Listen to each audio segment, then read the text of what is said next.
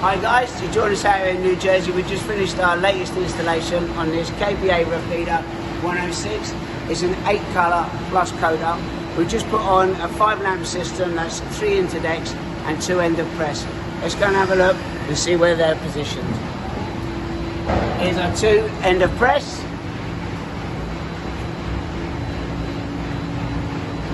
And now for the interdeck.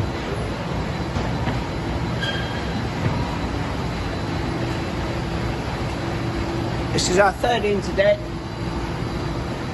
currently in position 6.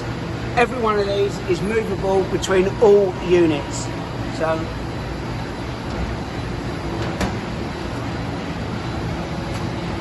down here on the 3rd, and onto the 2nd unit. So, thank you very much. Join us again.